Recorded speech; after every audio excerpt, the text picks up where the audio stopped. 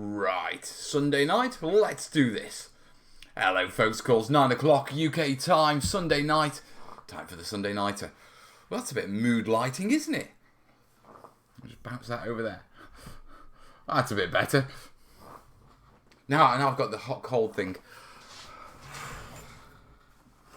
You gotta love British weather, haven't you? How are you folks? Happy Armed Forces Day, happy Armed Forces Weekend if you celebrated it yesterday in the UK or if you celebrated it like we did today. Yeah, had a cracking day. Went off to the local park, saw the lad parade. Yeah, showed him my old personal weapon, the SLR. It's bigger than he is. But I've had a good day. Now, the question doc is open. This is a question and answer show. And I want plenty of questions off you folks today. So, the link is down below in the description. Everyone's saying hi. Who have we got? I see Kat in.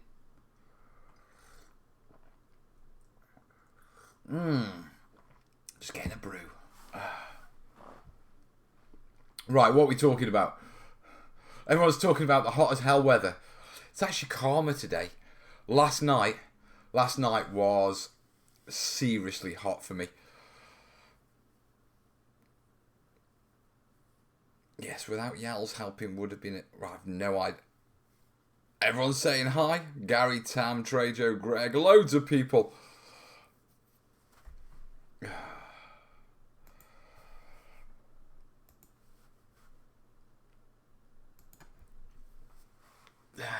Admin. I got my free 8 AFD meal from the local pub. Lovely grub. Washed it down with several pints. You gotta love that veteran ID, haven't you, mate? The plan was yesterday we were going to go to Alton Towers. We'd got free tickets for Alton Towers. And we drove up there, got up there about midday. Now, Alton Towers is a big sort of... It's one of our biggest family resorts, if you know what I mean. Theme parks, rides and all that sort of stuff. It's one of the biggest in the UK, but it's a local one for us because it's just up the road. And we got up there and we got to the entrance to the park, and the cars for the car park were queuing at the entrance to the car park. Now, I think it's about £60 a head, £40 to £60 a head to get in Alton Towers, but we got free tickets through a newspaper collecting coupons.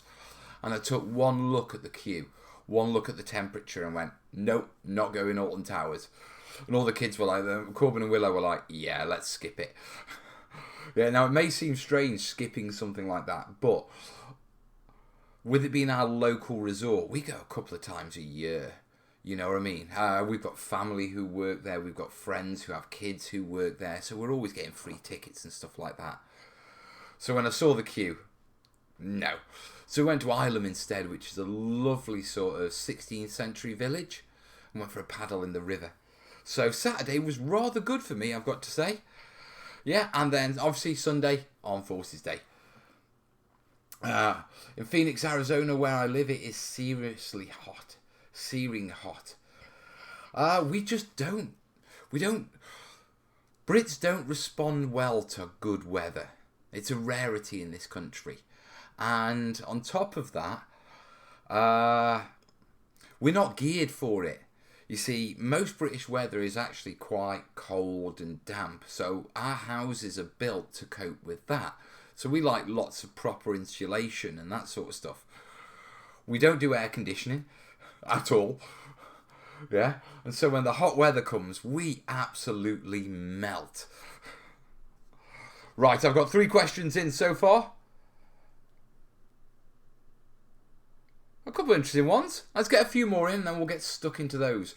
Now, I have been doing videos. You have got one on Tuesday. It is the most simplest rock painting technique you can possibly do. I had done a collection of videos, but I've been trying a new style of filming, and I'd made a noob error that I just didn't realise until everything looked great.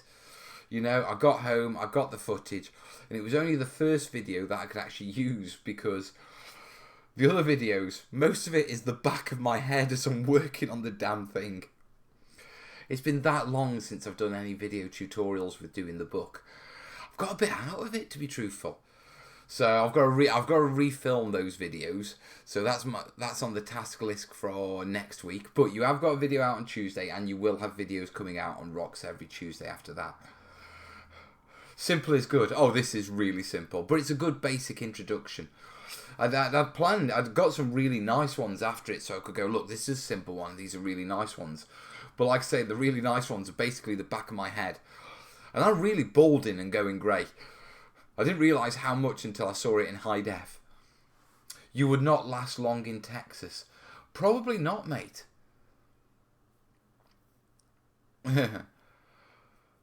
I reached the limit this weekend. I hear you, Chris. You can always warm yourself up, but like you say, cooling yourself down is a different matter. Brits moan when it's raining. We don't moan when it's raining. Brits don't moan with rain. We're used to rain. Rain, we're quite used to. Hot weather, yeah, we moan.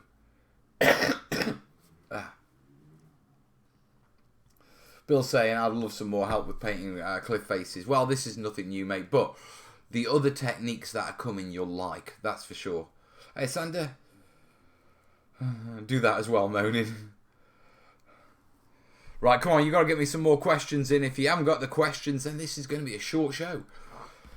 A very short show, as they say. You can strip down, but only so far. Exactly. I did do that. Cooling off in front of a fan after a bath, jobby.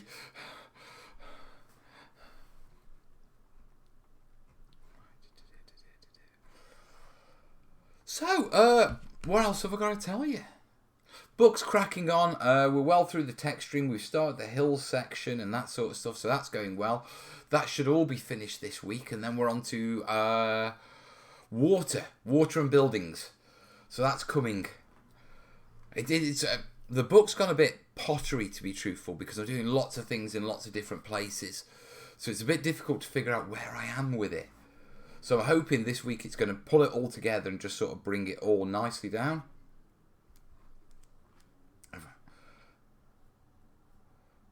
Over there it's so humid. It is. We do have humid heat over here. Dry heat is a lot easier to deal with, to be perfectly honest. But when it gets humid, you just get sweaty. I mean, last night it was just... I didn't even have the duvet on. Just a bare sheet. To be honest, I coped with the heat in India when I was out there last year. The problem with the UK is we're just not set up to deal with it. Yeah, when I've been to India, and I've been in hot places, no worries at all. You know, you can deal with it. But Britain hot is not a nice place. Not a nice place whatsoever. Right. We are 10 minutes in. I've got 3 questions. I'm going to start rolling with some questions. And then we'll get cracked on. Right, first question. Let's get stuck in. Okay, Ryan on YouTube. Hi Mel, massive fan. Thank you for your feedback on my German bolt action on Thursday. No worries. I got myself a bolt action bridge today, and I want to build a river. How would you go about making it? The river itself, if you want to embed it, you basically need to start making a modular river system. For that, you're going to need a base, probably about 6 mil.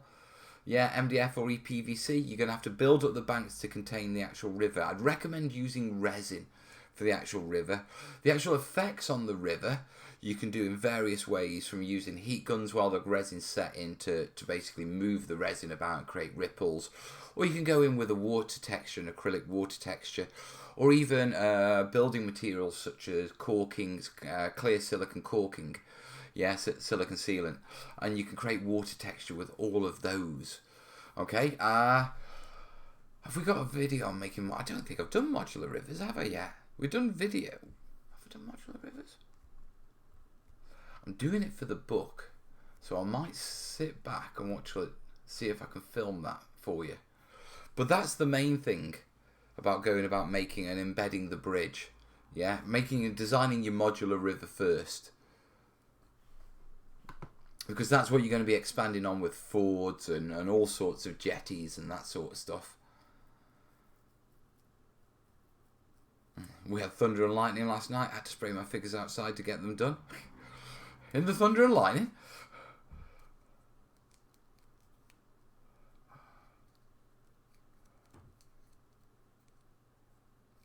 It's too hot over where you are, darling.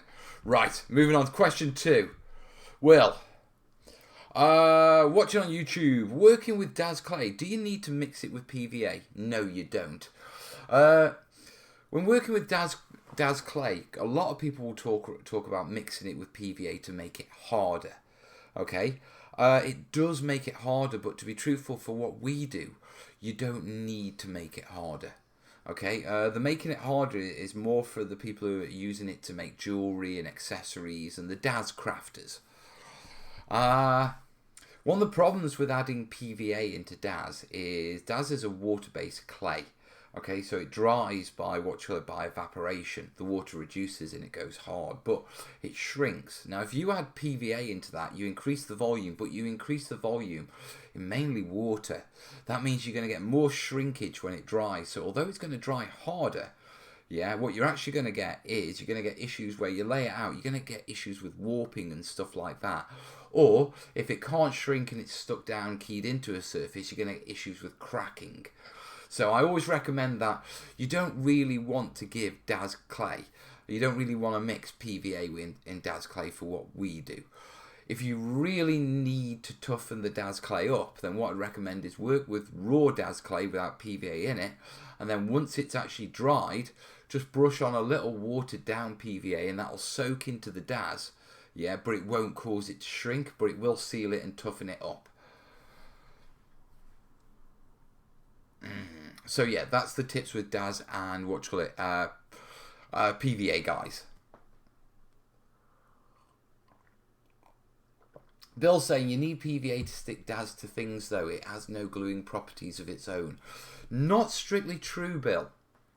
Okay, Daz is weird because it's an air drying clay. When you take it off as a clump, okay, and you start to shape it, what will happen is these external surfaces will immediately dry, which means they suddenly become rubbish at sticking to things, even themselves.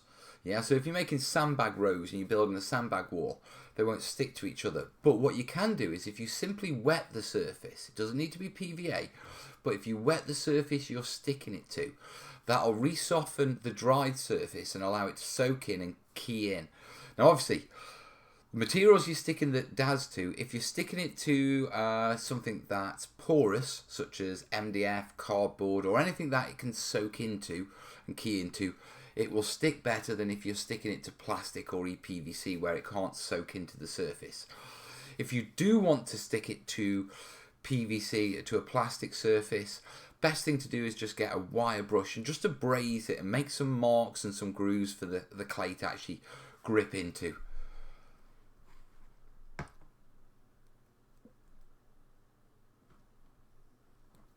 Mel, do you reckon Warlord's British 8th Army figures would work well for a Burma campaign? 8th Army. Well, it's 14th Army for Forgotten 14th for actual Burma, isn't it? But let's have a quick look at the 8th Army, because I'll be honest with you, without checking them, I don't know.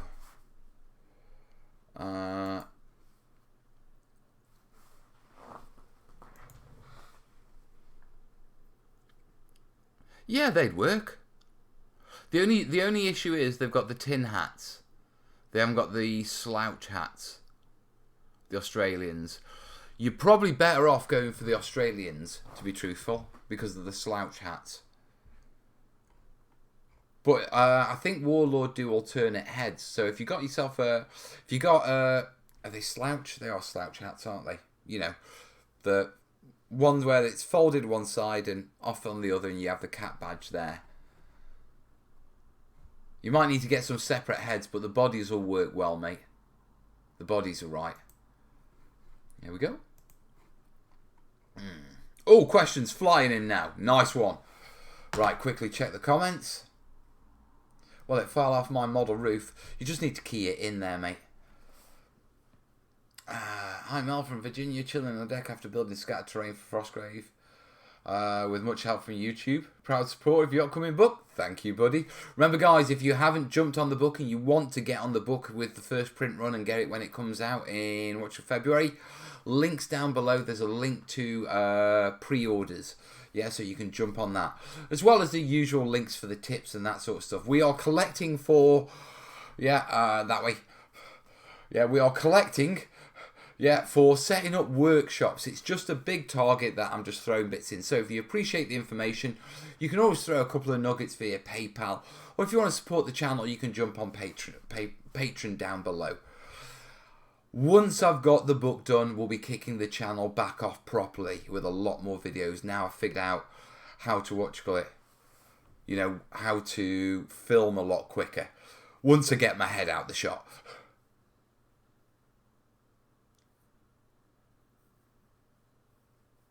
Tam's saying after 43, they went into the jungle with long trousers. Did they? I don't remember seeing the Chindits in long trousers. Chindits Operation Thursday, wasn't it? No, right, was Longcloth the first one or the second? Longcloth was 43. Right, they're in shorts on Longcloth.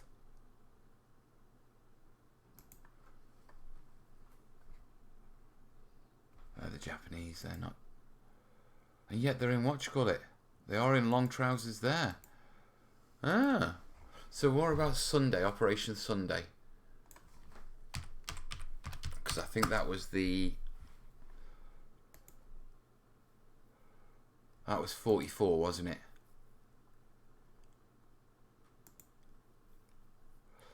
From what I can... No, actually, they're all naked there.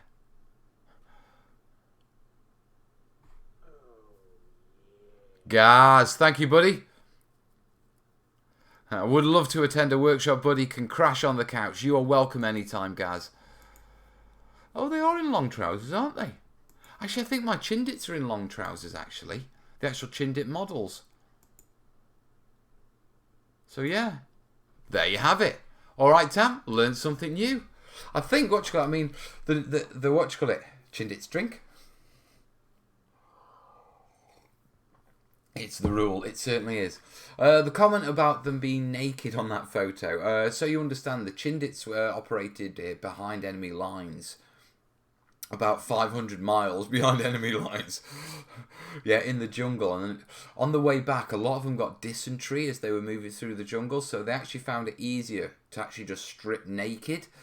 And obviously, when you had the runs, just let it run and then just wash off in the river and carry on, rather than just completely, constantly soiling their clothes.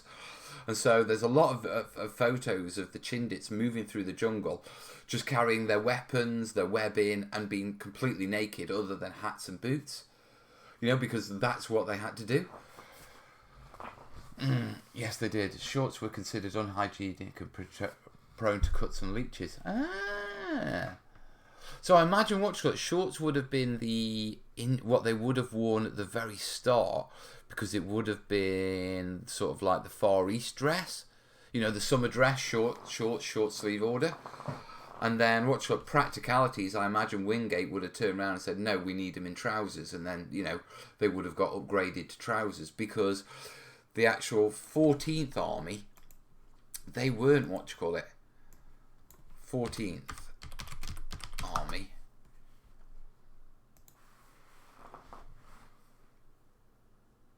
They were in shorts a lot of the time, weren't they?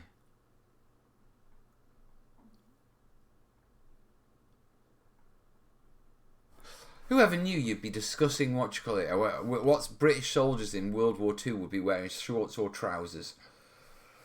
Yay, Mel's looking at naked Chindits. To be truthful, I've had my own experience much along those lines. As a medic, yeah, we once had an entire para-platoon go down with with food poisoning in the field, and that got very much to the same sort of situation as the Chindits, because it was just cleaner that way. Oh, Tasmin, when will he learn not to question you? Oh, Cat. Tasmin is a wealth of information. My great-granddad was a Chindit. Whoa. I'll tell you what, tough buggers. KD unit did have long trousers and Bombay bloom as options. The other reasons they went naked was because their uniforms rotted. Yeah, that would make sense. QMs probably didn't have the right kit to issue when they first deployed. Well, to be truthful, the Far East was one of those sort of, well, they call it the Forgotten 14th, don't they? Because, everything was going on in Europe, and Europe was the big threat. So, they basically forgot about the Far East. Right, let me get back to my questions, because we've got them coming in. Right. Hi, okay, this one's from Lewis, watching on YouTube. Hi, Mel, making some American Civil War scat and was wondering how to make classic American slat fences. That's the American Civil War slat fences are the zigzag ones. Yeah, and basically they're built by building rows of long branches, poles essentially, interlocked like that. And they make a zigzag. The best way of doing them, I found, is what's called barbecue skewers. Barbecue skewers, yeah. You need a nice wide base so you can get the zigzag on. You can use, you can use nails. Yeah, clipping the head off a nail and use that for the upright. But a bit of hot glue, barbecue skewer for the upright, and then simply layer in your fence posts, one on top of the other. Hot glue works well, but it can be bulky and you can see it. So a gel super glue for actually attaching the poles is often better because the gel will be sticky enough to hold the piece in place while it dries, but it will dry without the bulk.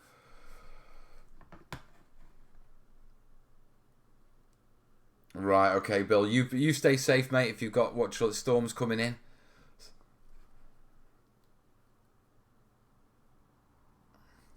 Town saying British and Commonwealth troops wore the same uniforms in the Far East and the Middle East. Only the difference was the helmet colour. So yeah, right. That's Lewis's American slat fences. Right, Bill's asking, got any tips for keeping terrain from being affected by cold, heat, damp, etc.? Generally, it needs to be well sealed. Yeah, a proper sealing coat of a spray varnish, once it's finely sealed, works well. After that, it's mainly about storage and keeping it away from the extremes. Extreme cold, if it drops below 0, your PVA will start to break down and things will start to break off. If it gets to somewhere too damp, terrain pieces can absorb the moisture and cause them to warp. Heat isn't so much of a problem unless you've got like preserved foliage on with glycerin in. That can dry it out and make it brittle. Yeah, the main issue with terrain, is sunlight, the UV and sunlight. So if you've got your terrain stored somewhere where, strong sunlight would come through and hit part of it, it's going to change the colours and the UV is going to cause fading. Okay, so you really want to protect it from strong sunlight. That's your strong extremes in temperature, extremes in dampness, and sunlight are the main things you want to basically store it away from. There are certain materials, there are paints that you can get that are UV resistant and that sort of stuff. But the one thing that you've got to factor in is the cost of all those things. It's often better just to store things properly, A lot of people store in see-through containers. It's often a lot better if you're going to store them somewhere where there's a lot of sunlight. The plastic can have a magnifying effect, almost, and so painting them on the inside or putting a bit of wallpaper around the inside just to block off the clear plastic can help as well.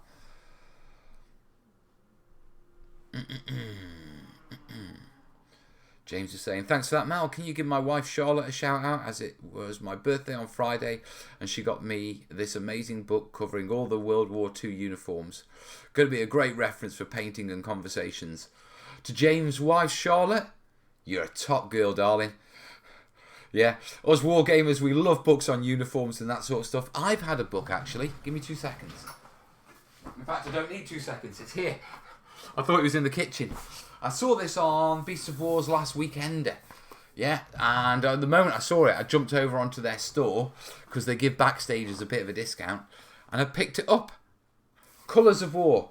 This is, Flames of War's painting book.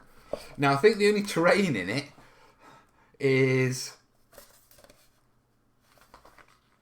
I think the only terrain in it is that bit, to be truthful. Yeah? But it is full, absolutely full, of how to paint vehicles. Yeah, where the badges go. Yeah, how to paint your troops and all that sort of stuff. And it's got the colours and everything. And this is one of the things I actually struggle with. See, nature, I can match colours. I can go out, I can look at any photograph and I can replicate it. When it comes to doing soldiers, because of the vast majority of the photos are black and white, actually getting colour references are right getting. Then matching them to your colour paints is even worse. So when this came out, it was like, it's got all the actual paint colours in that I need for the various camouflages. It tells me what the paint colours are. I mean, they're in Vallejo, which I don't have as a paint range, but that's not a problem because I can either pick them up or I can colour match them in a different, in a different paint system. I think, doesn't the, paint rack app do that? If you pick a paint in a certain paint range, it'll tell you what to colour match it with in a different one. I need to check that out. It's been a while since I've used it, but really good book. But to Charlotte, nice one, darling. Congratulations, James. You got a keeper. Jimmy's saying I used to do 6mm American Civil War and made zigzag fences from the bristles of yard brushes. Ooh, yeah, that'd be fiddly work, mate. Gareth's saying, I grabbed that book too. It's a great reference book. Yeah, that's what I saw. You know, I took a look at it and it's like, I'm not going to worry about how to paint World War II or modern or anything like that anymore because I've got a colour reference now.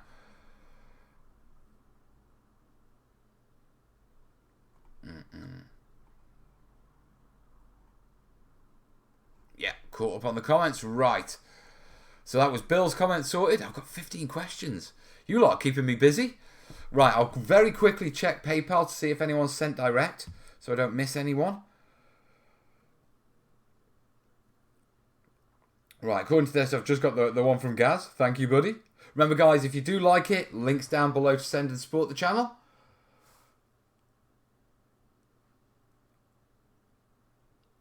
I should have some sort of, like, ticker on this. Yeah, just Gaz.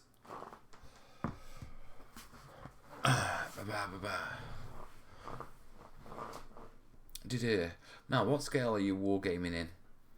I always remember that this book is for 15mm and that 28mm, the colours would be slightly darker to give you a good match, perhaps. To be truthful, I don't really worry about colour changing between scales. I mean, the colour of a person's uniform will change drastically depending on whether the sun's out or behind a cloud. I mean, I saw that today. You know what I mean? And so there's a lot of variation. And then secondly, you know, actual uniforms of the same colour can look very different. There's a photo that goes round of like a German field jacket. Yeah, and it's laid out. Yeah, and I think there's about 18 of them in different colours. And they're all supposed to be the same colour. So it's like, there's a bit of play when it comes to colour, but I do appreciate having a guide to start from. You know what I mean? Rather than just approaching it blank.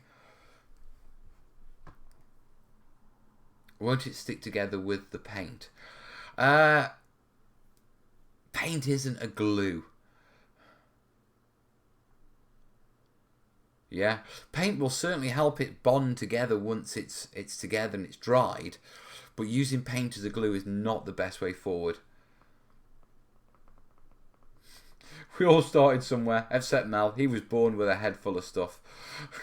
I wasn't born with a head full of stuff. It was rammed in my head by my mother at a very early age. I started crafting about 4 or 5, and I haven't stopped since then. Right. Okay, Slavic boy, watching on Twitch. Hello, Twitchers. Yeah. Hi, Mr. Mel. Having troubles gluing styrene plasticard strips, 2 to 3 mil.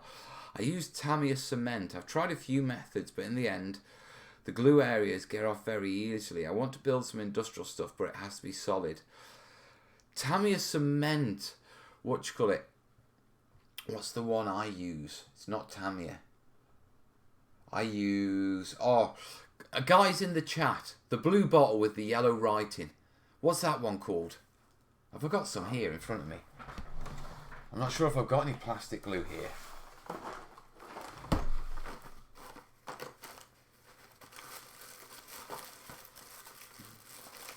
Bits everywhere. No, I've just got the GW ones. Army painter ones, sorry. No. In the chat, I'll let those guys answer it. But if you use if you use the blue one, blue glue, it works so much better on styrene strips. Remember that when you're gluing plastic to plastic, it's a chemical weld. So the glue works by melting the plastic, yeah, and then letting it rebond, yeah, together, making a plastic weld. So to get really good adhesion, what you can do is just get a little bit of the glue on a cocktail stick and rub it in the area that you're going to be gluing first, yeah, before you actually put them together. This will soften the plastic first, yeah, allowing you to get a much better adhesion when you put it together. Sometimes when you're using plastic card, they have quite tough surfaces, yeah, because they're not really designed for model making. They're more actually designed for printing on and that sort of stuff, for signs. Yeah, and so it's quite tough plastic. So, yeah, softening it first or abrasing it to let that plastic glue get in and start melting it really helps with getting it to bond. Yeah, everyone's saying Revelers, that's the stuff. I've used it for years, never had a problem with styrene, never with plasticard or styrene strips. Yeah, strips. And everyone's saying never really had a problem with Revel. Yeah. Brilliant. Thanks, guys. I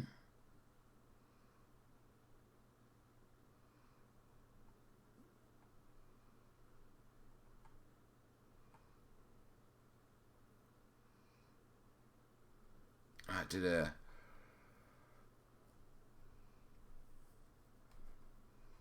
yeah, alright, caught up on the comments. Oh yeah, but that, Slavic boy, that should help you, buddy. Yeah, just basically either pre-glue it, I put a little bit of glue on, soften it up before you put the pieces together, or abrase the surface so it can actually get in there. But above all, yeah, go for Reveler's glue. Caution about drying it outside. Mel has a funny story about drying trays of clump foliage outside and the local police question it. The local police didn't question it. The local police came barreling through my house, raiding me because of it. Yes, I got raided by the police, by my local drug squad, because I made a massive batch of clump foliage, massive batch, and I got it in various different colours. And what I'd done is, after I'd blended it up and mixed it all up, it was a beautiful day outside, which is why I decided to do it. And I got it on big sheets of corrugated cardboard. And basically what I was doing is, I'd taken it outside, I'd stuck it in the sun, and I was just stirring it up to dry it. Now, from one of my neighbour's windows, it must have looked like I was cultivating and drying a cannabis crop. Now, to put this in context, I live in one of the poorest cities in the UK, and I live slap bang in the middle of one of the largest social housing estates in the city.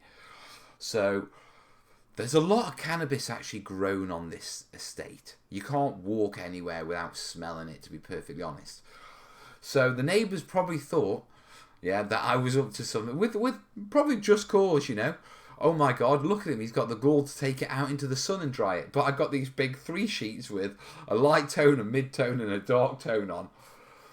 And I was quite happily working away, yeah, when 8 police officers come barreling, yeah, straight into the back garden where I was, and a couple of them went into the house and everything. I mean, it got resolved very quickly, because the moment they actually looked at it up close, it was clear that it was just upholstery foam blended, and, you know, it wasn't actually a drug. And not only that, because it was wet and I was turning it over trying to dry it, my hands were covered in paint, so they could see. But yeah, what you got? I got raided by the police for making clump foliage. They look rather disappointed. But at the time, I was working on the, what was I working on? It wasn't the Sega PC. I was working on a commission. Yeah, Greenfield commission. So when they came in, it was all laid out on the kitchen table, drying, waiting for the clump foliage to go on. And so when they saw that, they loved that.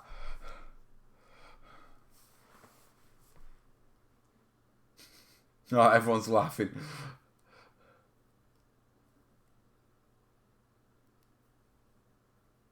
JP saying, I've used Tamiya for the last few months and not had a problem. It depends. Tamiya is specifically designed to work with this sort of plastic. Yeah, the plastic that you get on these sort of kits. And it's a slightly softer plastic than styrene or plasticard, which is a harder plastic. So it depends what you're using it on. That's what you get for looking so dodgy. Thanks, Gaz.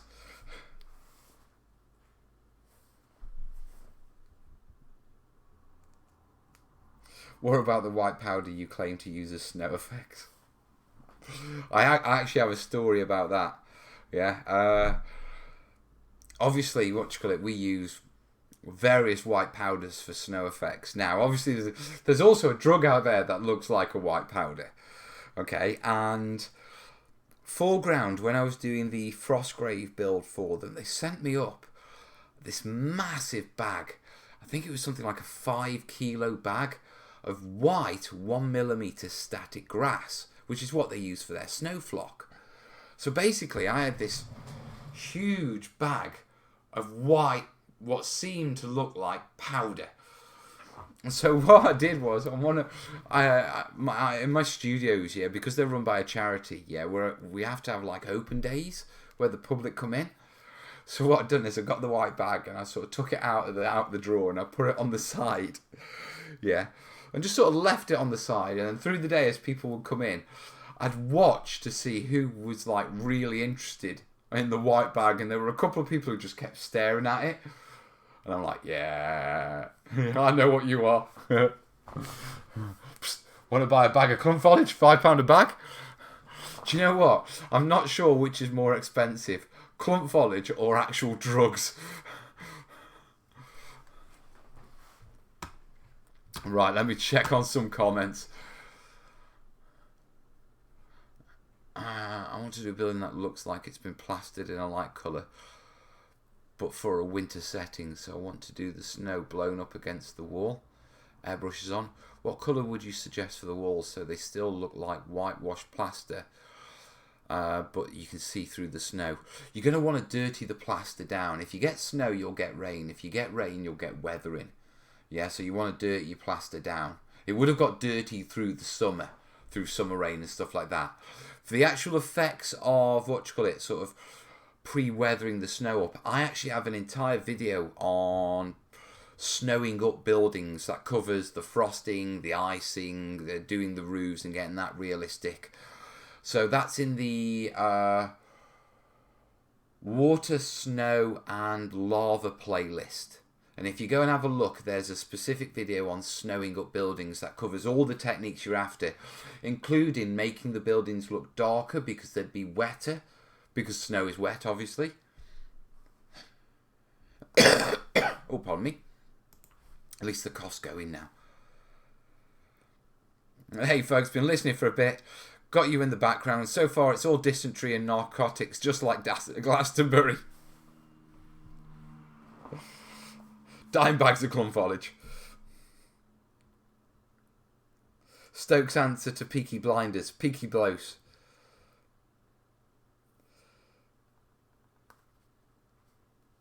Have I been banned or what? I can't post on YouTube, it seems. I've no idea, mate. You posted on Facebook, fair enough. The crack on for calm down, cat. Right, did it. Cake channel. Right. No worries, Burkhart. Hope it helps you, mate. But that video will cover everything you need to know. But with regards to weathering your plaster, weather it up for summer first. Darken your wood down as if it's been soaked with water. So go darker with that. And then apply your snow effects.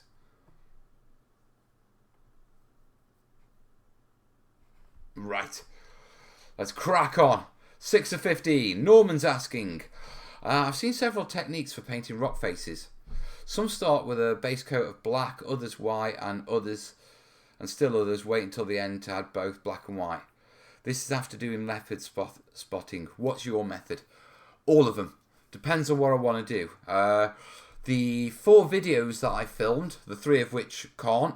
Yeah, one starts next to black, one starts white, and one adds the black on top of the white after the colour. I've done all of them, mate, to be perfectly honest. Generally, I like working with white rocks and applying colours to them to create the shading. So I'll start with just cast rocks and take it from there. Yeah, but that's generally my method. But over the next month, you're going to see those on the channel anyway, because they're, they're the next videos out, if you know what I mean. He's running out of questions, folks. I am not running out of questions, folks. I've got another 10 to go. So yeah, I generally like washing techniques unless I'm doing really basic terrain. Yeah, basic terrain which has got large crevices. Yeah, then I'll use a very simplified technique that you'll see on Tuesday. Right. Hope that helps, Norman. Okay, Jimmy's watching on YouTube. Mal, with all the new products appearing for terrain building, will you be revisiting some of your older videos and do a new version of them using the new products?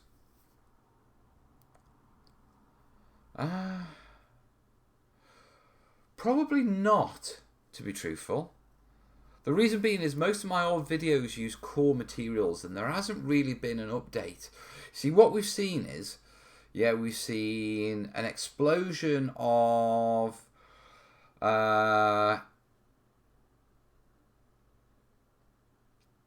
we've seen an explosion of tools for terrain, specific tools, rollers, that sort of stuff. They're new and I do videos on those as they come out. Yeah. There's been an explosion in small scenic supplies, you know, your tubs of your foliage and that sort of stuff. But it's just different mixes to be applied. There's no need to do videos because my videos work no matter what mix you use. They're about the techniques for applying them. So there's a lot of new like bulk, pre-mixes for like various ground effects and stuff like that. But you can mix those yourself. A couple of sieves, bag of ballast, concrete ballast, sieve it up, mix it up how you want it to mix up. So no, I won't be going back and redoing old videos with new products. Because to be perfectly honest, with the majority of my scenic products, I haven't changed what I'm using. Because I get good results with the basic stuff. Insane, Zon. At least you haven't been banned, mate. So yeah, I won't be going back, mate, more than likely. Not just that, I've got too many other videos I want to do. To be going back and revisiting old videos just because there's new products to do with them.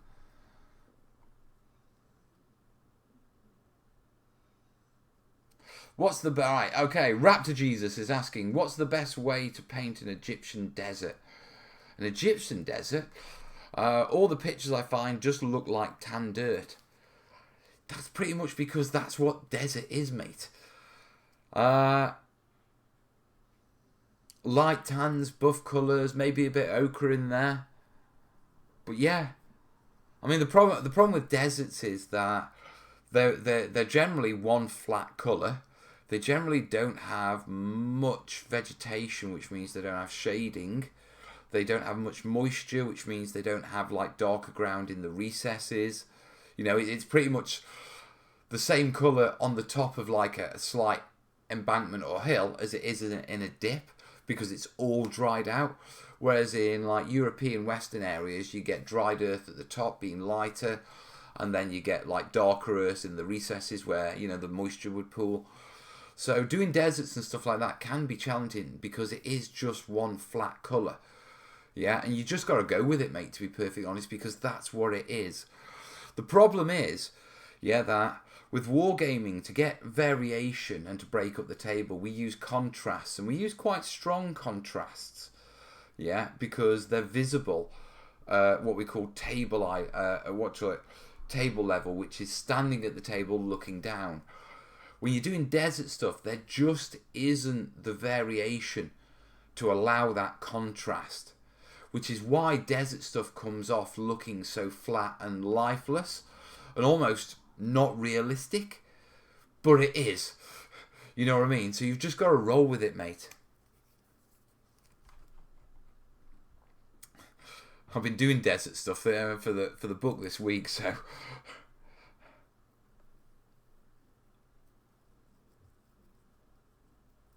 right. Hope that helps you, buddy. Not the best answer, I know, but it is the situation we're working with. As always, if it does help you, links down below, guys. How about becoming a... Yeah, cat's pushing patron. Depends on how close to the Nile the desert is. Yeah, that'll change it, but even so, the Nile is like a strip. You get greenery just at the side, and then you desert.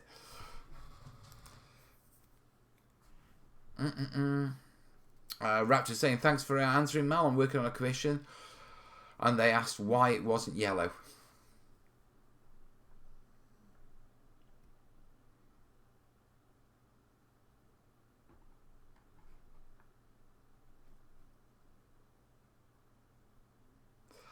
Tam, as always, is saying, if you're doing Western Desert, don't forget there were large areas of salt flats. Remember that deserts can be lots of things. Rock, sand, rock, salt flats, even Antarctic ice and snow. Okay, you're right in saying you're going to have to explain that one. I know it can snow in the desert. Yeah, I know you can get weird weather. Freak weather. But Antarctic? Right, while you fill that one in on the comments, I'm going to go and have a look at another question. Right. Tim Honer is asking, if you're going to use spider web in a can, how would you use it? Can you remove it easily if you spray it over something? I wouldn't, mate. I wouldn't use that stuff. You're talking about the fakes. You're talking about the decorating stuff for Halloween, aren't you? That you spray around your house. What do you call it? Green Stuff World also do a spider serum that you can spray through an airbrush. Generally, it's nasty as hell. Yeah, you're better off. Okay, basically getting a sheet of greaseproof paper, putting a long strip of hot glue along it, yeah, and then getting a piece of plastic, this is a Blood Bowl card, dipping it in your strip and stretching it out, dipping it, stretch it, dip it, stretch it, and make lots of thin strands of hot glue.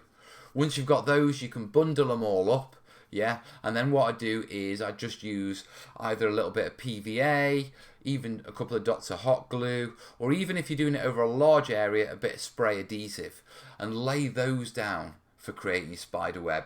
If you want a greater effect of a spider web, you can get polyfiber, really shred it up, get a brush on it, stretch it out, yeah, comb it, yeah, and then, you know what I mean, sort of bundle it all up and fix that in place.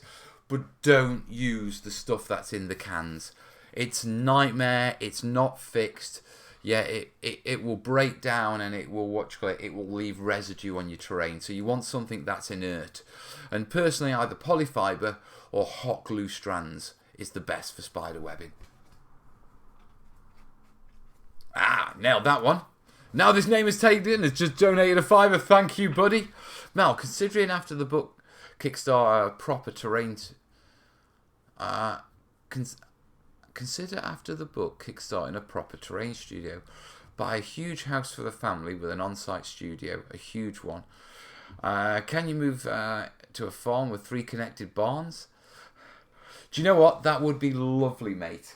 Yeah, but kickstarting for a house, that's a big ask, and it's not an ask that I would make. That being said, me and Kerry have talked, yeah.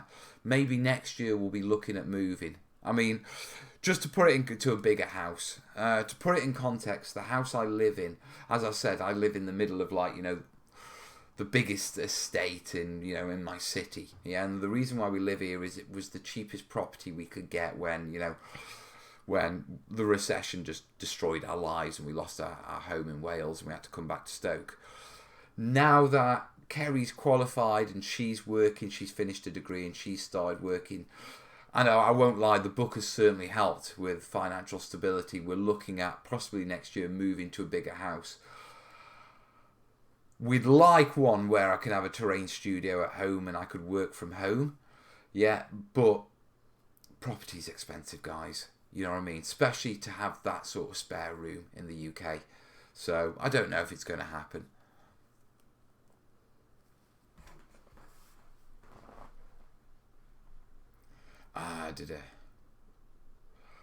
George is saying deserts are defined by how much rain falls. The Arctic doesn't get much in his geographic definition of a desert because there's very little rain or snowfall.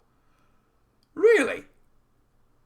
So technically the Antarctic is a desert because it doesn't rain or snow that much. I love that. Oh, that's brilliant. That really brilliant.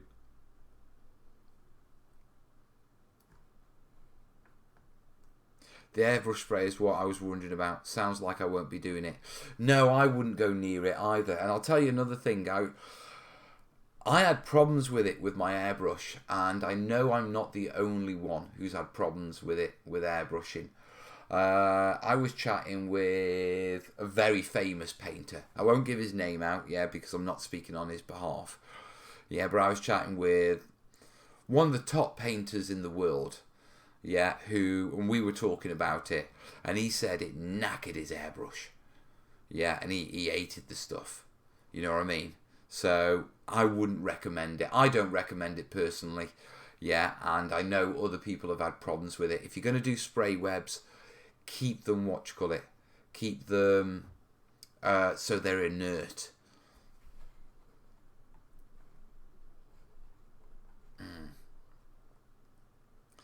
It's hard to switch off if you work from home, as you can always do a little bit more. Yeah, James, but I mean, that applies with the computer as well. My desk is in my home. And so, very much the same as, having a terrain studio. I potter and work at home all the time.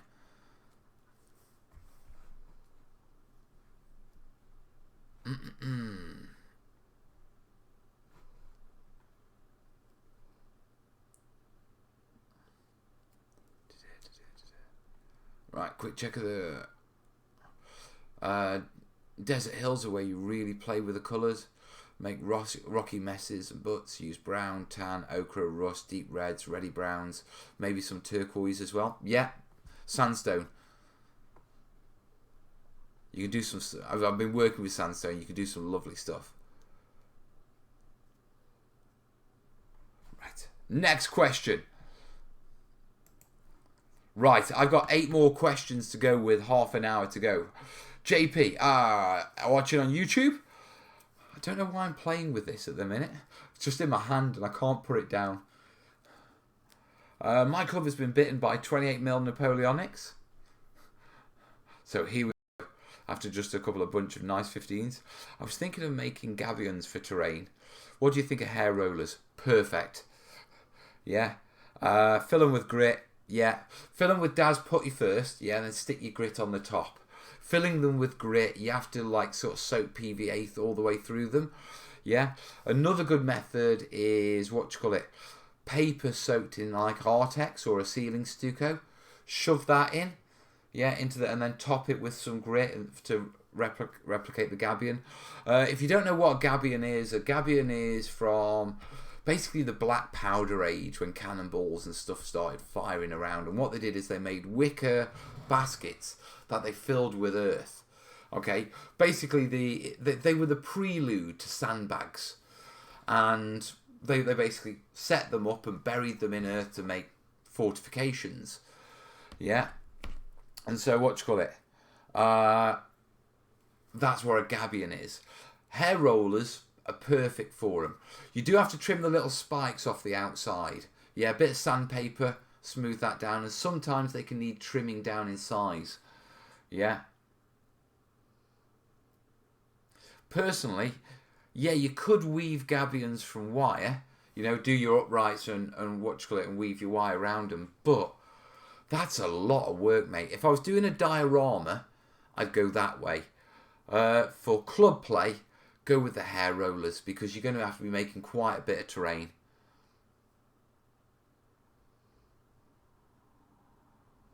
So yeah, hair rollers, fill them, grit them, embed them, mate. That's how I go with it. Hope that helps. Someone must have kicked the hotspot.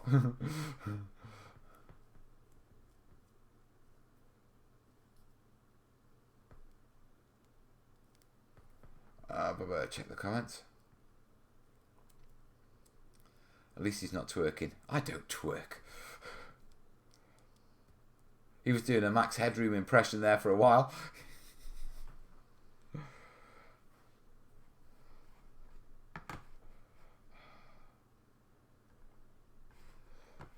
Right. Next one. Question from David on YouTube. Mel, living in Virginia, the summers here are very humid, and I use Testa's dull coat on models and terrain.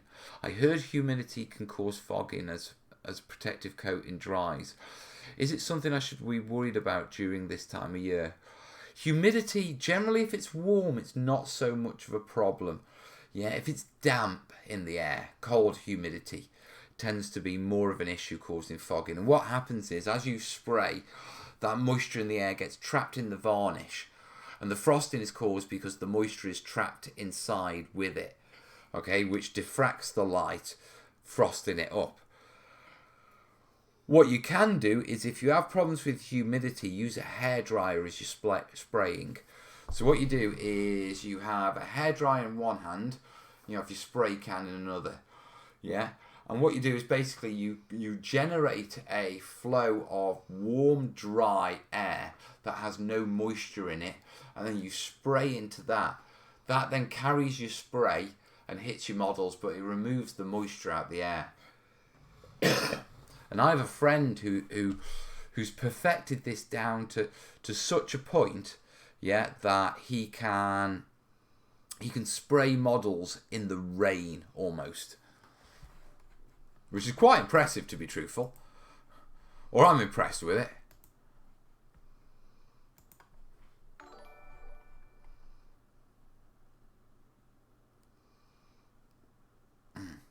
Oh, JP, nice one. Thank you, buddy.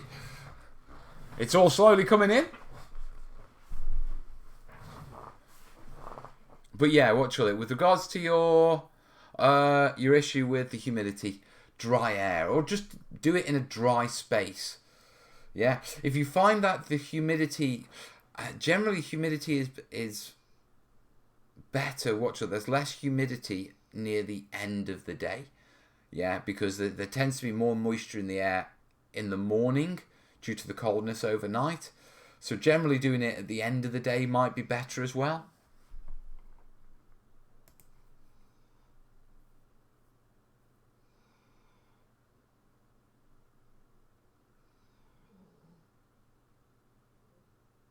Sanders asking, what's your tough on doing viewers terrain bit in the stream?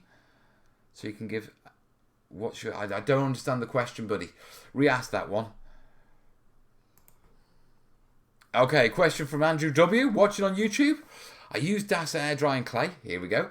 Yeah, stuck to MDF, dried perfectly without cracks or the clay warping. Followed you guys on using. However, the MDF itself bowed in the middle quite a lot. Any ideas how to prevent this? Generally, it depends on if your MDF is bowed in the middle. I'm gonna throw out a guess. Yeah, that you're using quite a long thin strip of MDF if it's bowed quite a lot in the middle. Yeah. To fix it, yeah, what you can do is if the DAS continues from one end to the other, yeah, then as it's shrunk, it can sort of cause the warping. What you can do, yeah, before you paint it up and that sort of stuff is is give it a bit of a crack in a few places. Yeah, a little bit of a bend, crack it, yeah. Let it settle, then just put a bit of PVA over the cracks. Another option is to spin it upside down, yeah, and paint the bottom with PVA. And then as that dries and contracts, that'll warp it back straight again. But you might need to crack the DAS first if that's what's causing it to warp. JP saying brush on varnish is the best solution in the States where heat and humidity are unmanageable. Yeah, I can see that for models. Whether it'd work for terrain, you know, with like plants and stuff like that, not sure. That's, yeah, you know, spray is normally better for that sort of stuff. Right, question 14 of 18. Now this name is taken.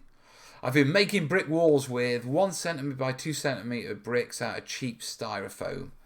Cheap styrofoam. The really cheap stuff. And basing on the same cheap styrofoam cut 8mm thick. I love how they look and feel. They seem sturdy, but it is just cheap foam. I worry about the pieces snapping. What can I place on top of the foam that will make the foam stiffer on top whilst keeping the soft foam feel all around? Right. Stiffer on top whilst keeping the soft foam feel all around. That's a challenge because normally you would hard coat it with a filler or something to sturdy it up.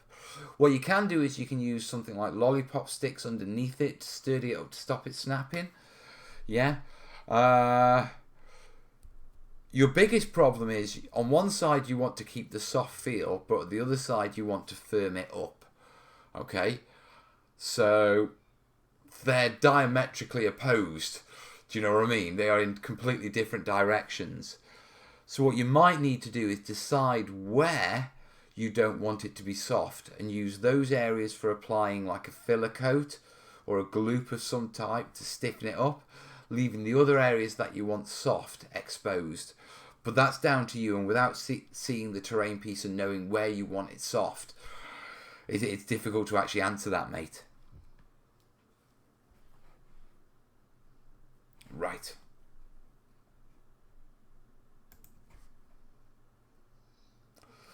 Jimmy's saying pin the bricks with cocktail sticks to solidify the bricks. Yep, that'll work. Reinforced internally.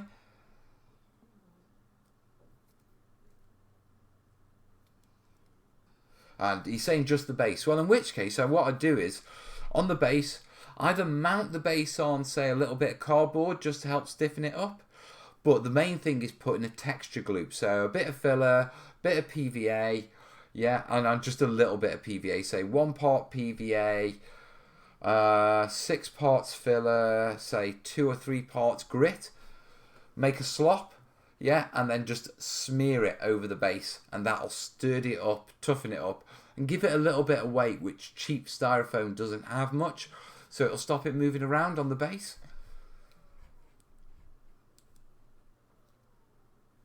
Nice one. Glope it helps, matey. And thanks for your support earlier. Right. Very quickly. Quick check of PayPal, make sure I'm not missing. For anyone who's gone direct.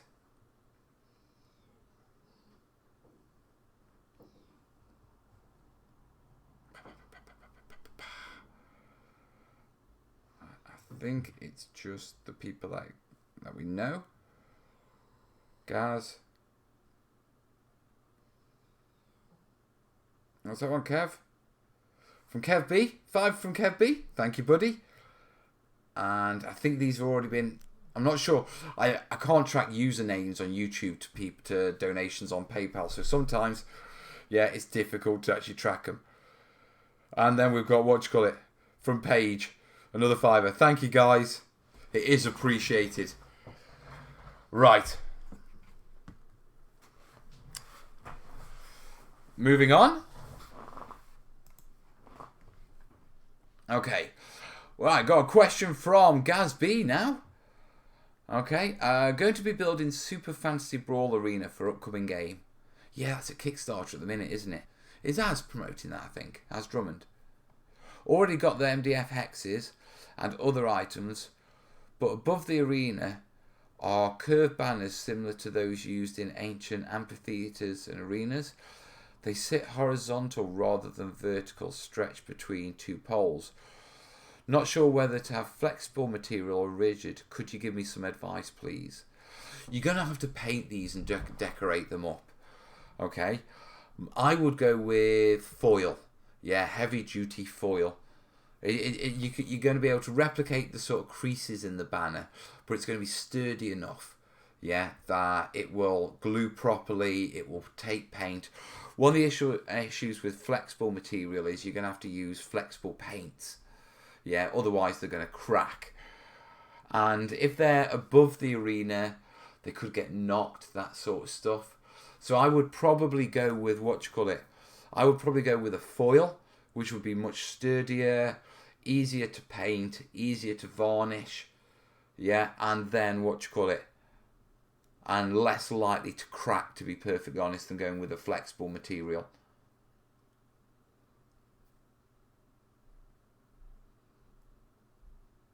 Yeah, I think so, Gaz. It's difficult to tell without actually seeing. Let's have a look at what is it? Super Fantasy Brawl Arenas. Let's have a look. Let's just double check.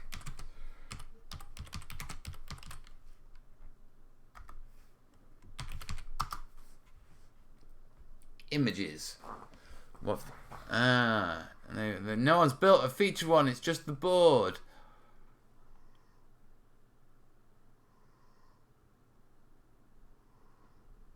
So I can't see them. So yeah, I'm just gonna have to guesstimate it, mate. And I would say go with foil over flexible. Jez, if you want any more skeletons, mate, give me a shout. I've got a Rune Wars army here, unpainted, waiting. I've got the entire skeleton force if you want them, mate. Cover the shipping and they're yours, mate. Styrene and some heat to make flags. Yeah, you can do that. The problem with styrene sometimes is the thin stuff, yeah, to shape it you have to heat it, and sometimes it can be tricky, yeah, not to melt it, not to get it sag through and that sort of stuff, which is why foil. What's the old one? What's the puree? Tomato puree tubes. The foil from those is really good. Cat's saying you can make regular paint a bit flexible by adding texture medium to it. Yeah, more medium, a bit of PVA will work as well. Those sort of things do work. But when you're working with fabrics, there's flexible and then there's a bit of flexibility. Nicholas has just finished his first sandbag position after finding the channel a month ago. Glad the videos helped, buddy.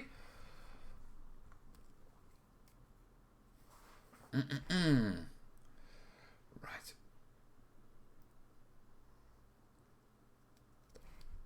Right, let's get back to the questions. So, Gaz, yeah, I'd go with foil, mate. That's my suggestion. Right, question 16. 4-star. Hello, buddy. 4-star's asking, Mel, as your book is going well, have you thought about selling other terrain stuff? I've had lots of thoughts. Yeah. More importantly, Jace has had lots of thoughts. My thoughts are, right now, I really just need to finish the book. Okay, I'm aware that a lot of people have put money up for it. And so I'm very conscious that just focus on the book. Don't sort of put your time elsewhere at the minute. Moving on from that, yeah, there's a lot of things I need to do. I mean, I need to gear the channel back up, but that'll be an easy one. Yeah. I want to start doing workshops, which is one of the things that we're collecting for down there.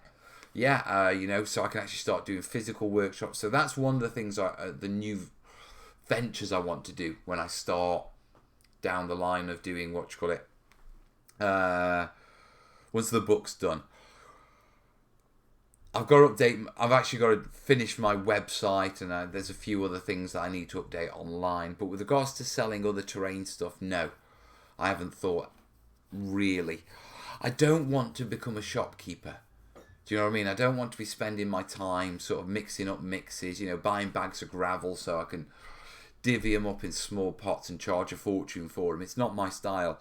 I'd rather use, I'd rather use my time to create content that will then help people going forward. Hello, Soldier Boy. Oh, I did it. Right, no worries, Jez. If you do want them, give me a shout. Expensive.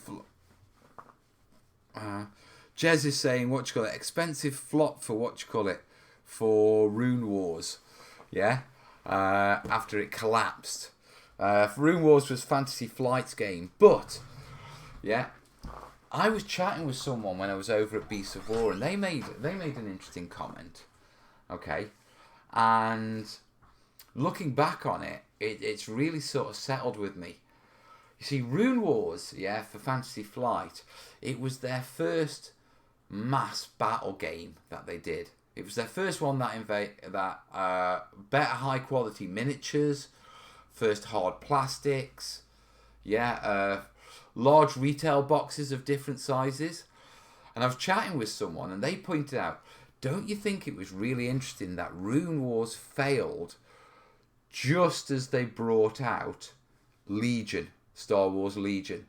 Yeah? And isn't it curious that all their retailers suddenly had shelf space fitting exactly the right size boxes, yeah, for Legion, just as it came out because Rune Wars collapsed?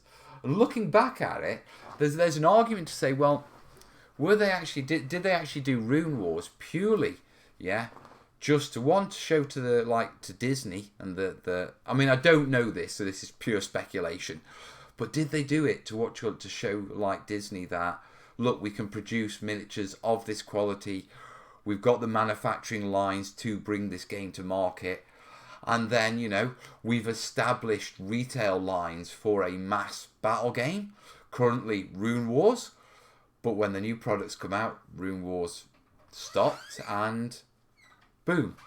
You know what I mean? Sneaky. Could be. So are you alright, lad? Did you have a good Armed Forces day? Yeah, I did. Did you like your dad's SLR? Yeah. My 7.62 boomstick? Best in the rifles we have. Best rifle on the planet, man.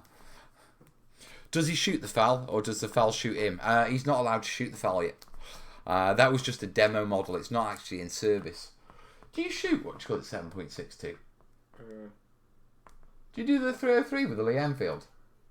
Not that I know of now. So you're purely 2.2 and 5.56? No, I think so. Right.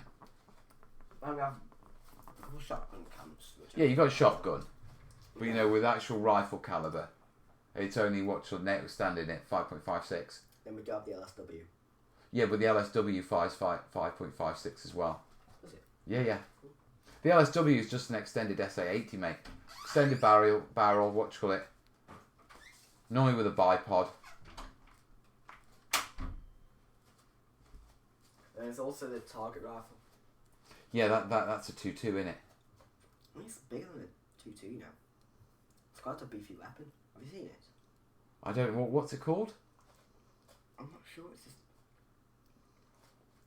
Cadet GP target rifle. Okay, let's have a quick, just a little distraction and find out the caliber of a weapon. It looks wooden.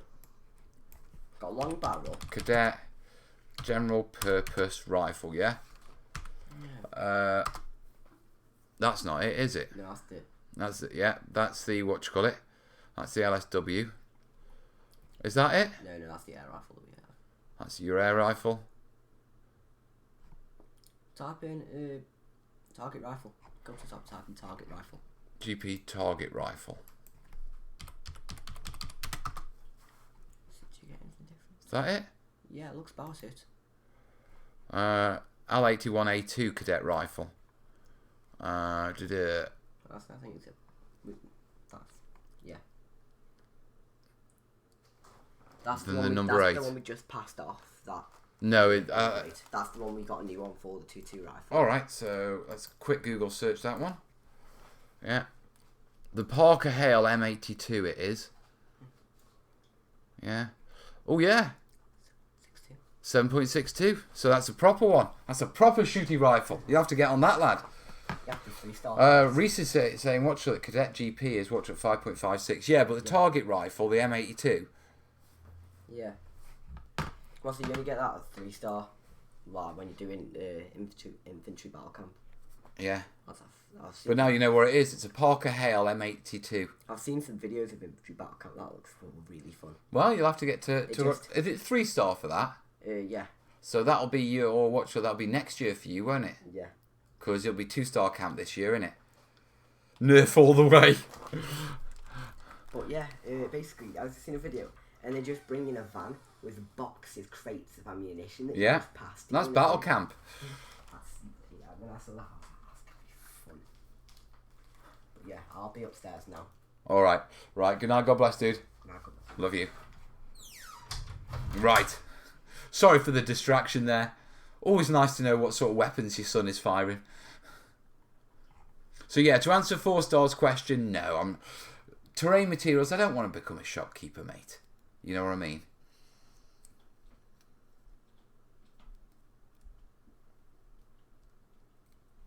Right. Otis is what you're asking. Are you and Cat Swift help Thursday live stream so helpful can make... I was using aluminium sheet thickness. Thanks for helping me before I made a massive mistake. You said that it may be roughed up before gluing cardboard, but down to... No, here you try, man. Sheet as a base. Glad it helped, Otis. Glad it helped, buddy.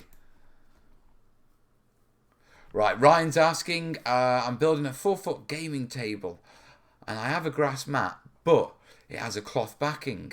Oh, you jammy bugger, you got one of the old GW ones. How would you stick it down? PVA will work fine, mate.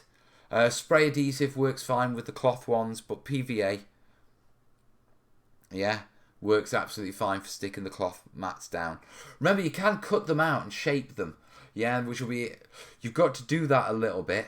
Yeah, with with when you shape them over hills, because with being a flat cloth, it can get wrinkled on the hills and stuff like that. So sometimes you have to cut it, shape it, blend it with a bit of with a bit of static grass. But yeah, either a spray adhesive or silicone sealant will work, caulking will work, PVA will work.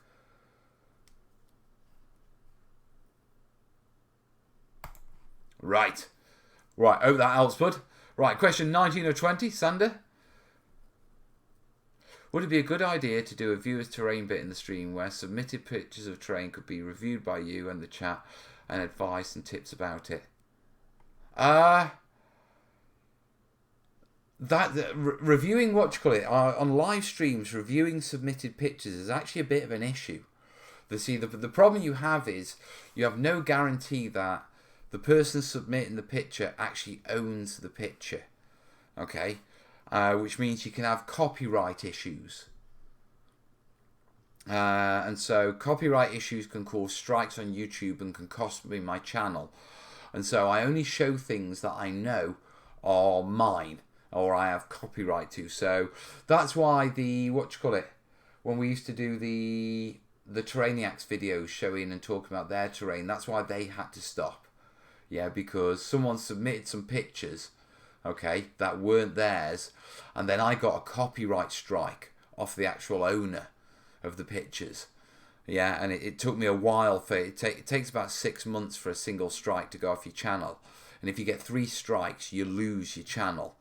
So if the git who'd submitted those pictures and pretended they'd been his had done it twice more in that video, I could have ended up with 2 copyright strikes and I could have completely lost the channel with no recourse.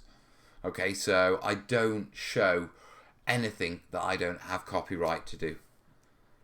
You know, I'd love to, but I just can't risk losing the channel. Right, Jimmy's asking, I've been asked to make a 156 scale German P1000 Rattle Landskirchkruger as a terrain piece. What the hell's one of those? Is that one of those massive, sort of super tanks? Yeah, it's one of the super tanks. That's definitely a terrain piece. To fight over in bolt action, it's going to be used. Have you ever had the idea to make something so ridiculously huge? Oh yes. Oh yes. My biggest problem is restraining myself from making things which are ridiculously huge, to be perfectly honest. Yeah, it's just, you have to restrain yourself. It's one of the biggest problems when you're making terrain. Because when you see terrain, you quite often, you get excited by the big stuff. So you want to make the big stuff. And quite often, the first things that people try and make are huge monasteries or castles and that sort of stuff. Yeah, and it can be a nightmare. Often result in projects that don't get finished, if you know what I mean. Yeah, so yeah, you have to restrain yourself with stuff like that. I have to, because I can easily walk into big projects.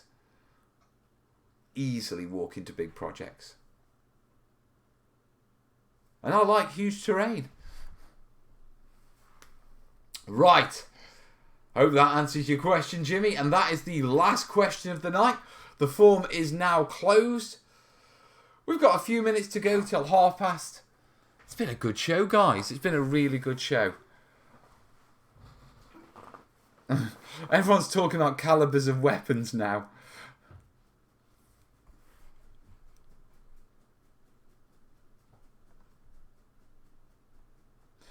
Cat, who does a lot of material stuff. Tip: when laying out a large mat, start in the middle and work out after dry fitting it. This will help not get bubbles or wrinkles. Yeah, working out to the edges. Burma build, moving on slowly, but, you know, book stuff has just been soaking up my time, guys, to be truthful. Your kids and your guns. What about pointy sticks? I'm not a fan of pointy sticks. You see, there's one thing about the kids having guns, because the guns only come with with live ammunition on range days where they're properly supervised. With a pointy stick, Corbin could be dangerous all the time. So I'm not particularly up for that. Oh God, speak of the devil.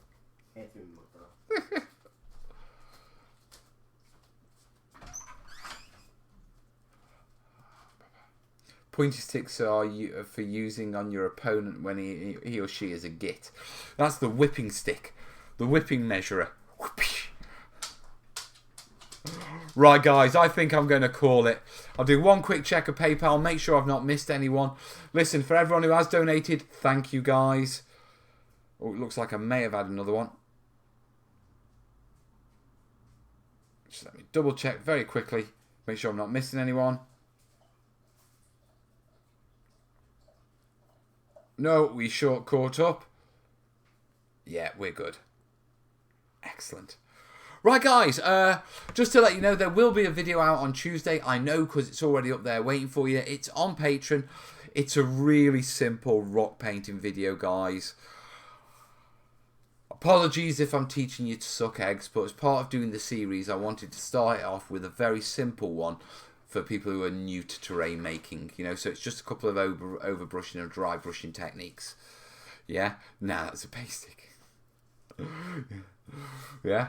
But, there are more rock videos coming once I've filmed them without the back of my head in. Yeah? So, you have got videos. I will be streaming in the studio on, on Thursday as well. So, I'll see you on Thursday, and if you want to catch me, I'll see you on Tuesday with a video, and if you want to catch me live, I'll see you on Thursday, guys. And as always, thanks for your support, especially through this difficult time and sticking with me while I'm not so much on the channel with doing the book, guys. So, I'm going to love you and leave you. Thanks for a great Sunday evening. Hope you have a great week, and I'll see you soon. All the best, yeah? See ya. Ta-ra.